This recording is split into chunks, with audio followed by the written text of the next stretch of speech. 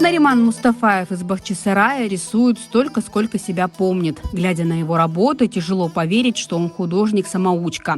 И одно из самых необычных творческих увлечений Нариман-бея – рисунки на старинной крымско-татарской черепице.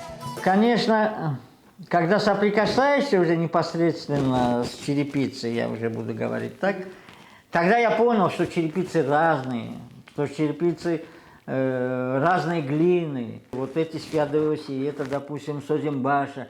И глины разные, есть тяжелые, есть... И они совсем друг на друга не похожи. То есть каждая черепица – это не фабрика. Это, представьте себе, это человек делал руками своими. Вот. Ручной труд. У нас ностальгия, наверное, по довоенному Крыму, понимаете? Вот эти рассказы, все. Мы же не жили, мы же не видели этого. И нам интересно.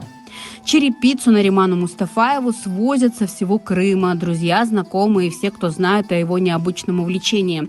Даже поломанные изделия обретают вторую жизнь. Ведь это ручная работа, сохраняющая тепло рук ее создателя.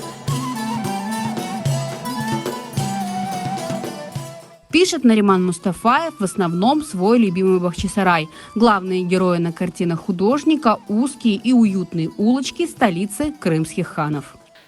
Чувствую, как будто я путешествую по этим улочкам. Ну, раньше, допустим, родители, когда мы рассказывали еще в Средней Азии, да, они так рассказывали, как будто это был сказочный какой-то мир, понимаете? Это было в глубоком детстве. Я, конечно, рад, если мои работы кому-то нравятся, и у каждого будут свои ощущения с этим.